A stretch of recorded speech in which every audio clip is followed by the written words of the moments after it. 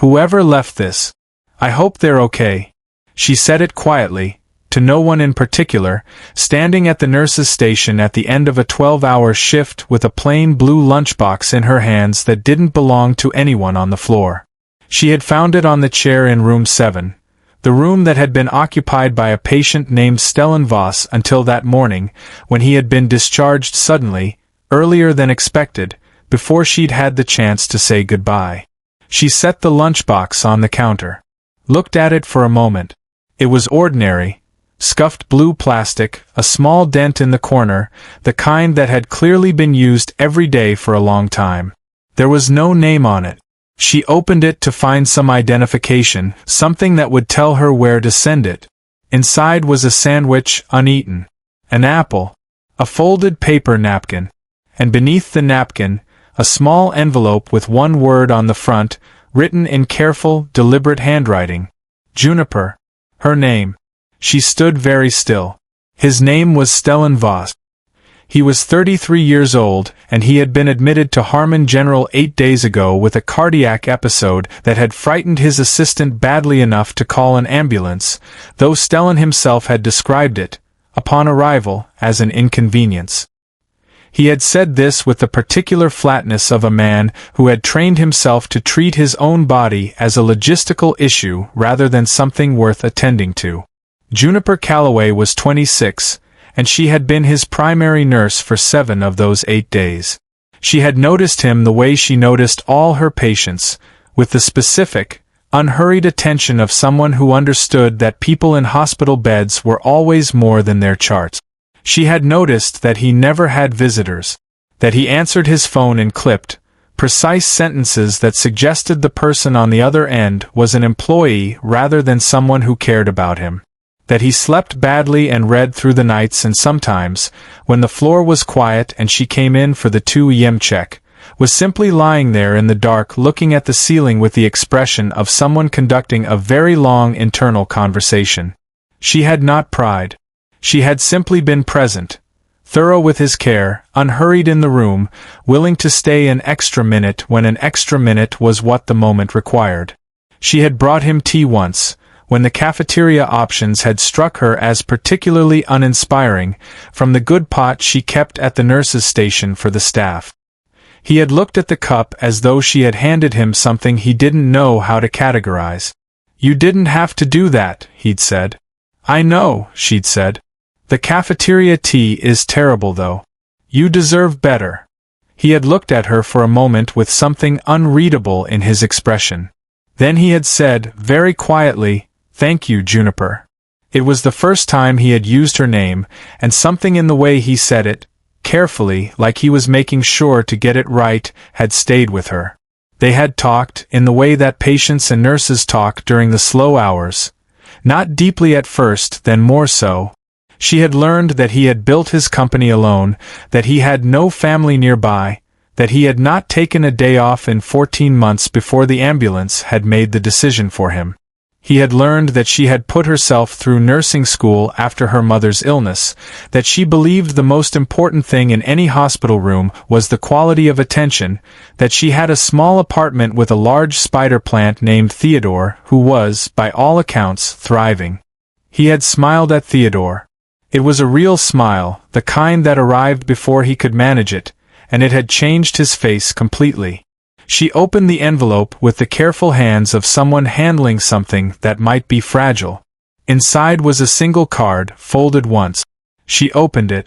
"Juniper, I left earlier than expected.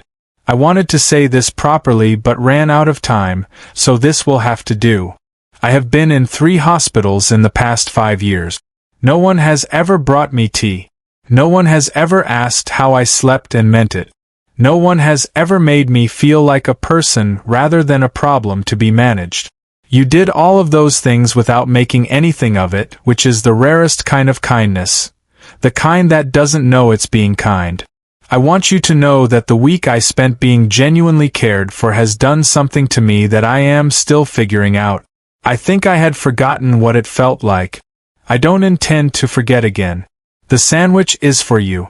You mentioned you never eat lunch. That's not acceptable. SV. She stood at the nurse's station with the card in her hands and the uneaten sandwich in the lunchbox and the apple, and felt something move through her chest that she didn't have an immediate word for. Around her the floor continued its ordinary motion, a monitor beeping 2 rooms down, the elevator arriving, Darby from the day shift saying something to the orderly near the supply closet. She sat down slowly in the chair behind the station. Read the card again. Looked at the sandwich, which was, she noticed now, exactly the kind she would have chosen herself, which meant he had paid attention to something she had mentioned in passing and she couldn't remember when. She ate the sandwich. It was very good. She thought about him the whole time. 3 weeks later, a letter arrived at the hospital addressed to the nursing floor. Inside was a formal document from the Voss Foundation, an organization, the letter explained, established 2 weeks prior, announcing a new annual grant program for nursing education and professional development at community hospitals. The first grant cycle would fund continuing education for 12 nurses at Harmon General, selected by the floor directors based on merit and dedication. The covering letter, on Foundation letterhead, was signed by Stellan Voss, founder. At the bottom, beneath the signature, handwritten in the same careful deliberate script, the T was extraordinary. So was the company. Thank you for reminding me what matters. The floor director read the letter aloud at the next staff meeting. Several people looked at Juniper. She looked at the table. Darby, sitting beside her, said quietly, "Room 7? Room 7, Juniper said. Darby was quiet for a moment. Then, "You brought him the good tea, didn't you?" "The cafeteria tea is terrible," Juniper said. Darby shook her head slowly, somewhere between disbelief and admiration. "You have absolutely no idea that you do it," she said. "That's the thing. You have no idea." Juniper looked at her. "Do what?" "Make people feel like they matter." Darby picked up her pen. "It's the most important thing a person can do, and you just do it, like breathing." Juniper thought about this on the bus home. She thought about a man in a hospital bed, looking at a cup of tea as though he didn't know how to categorize it. She thought about a lunchbox left on a chair, a name written on an envelope, a sandwich made with attention to a preference mentioned once in passing. She thought about Theodore the spider plant waiting in her apartment window, growing steadily in whatever light the morning provided. She thought about what Darby had said. About doing it like breathing. She supposed that was right. She had never thought of care as something to manage or measure or deploy strategically.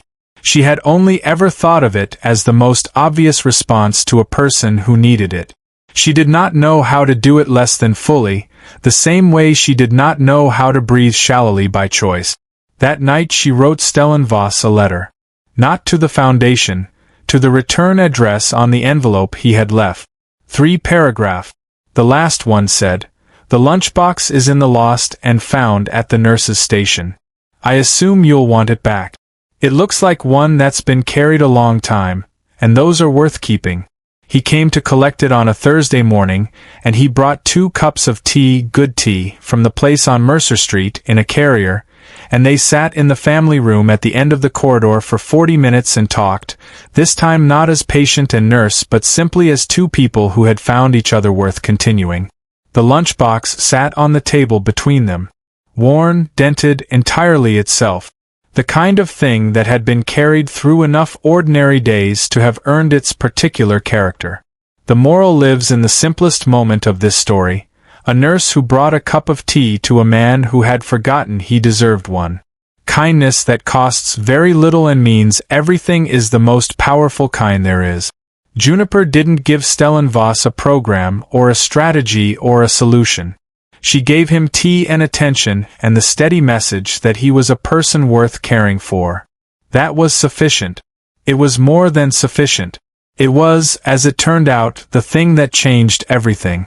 Bring the good tea. Fais attention. It is always enough. If this story touched your heart, please like, share, subscribe, and comment.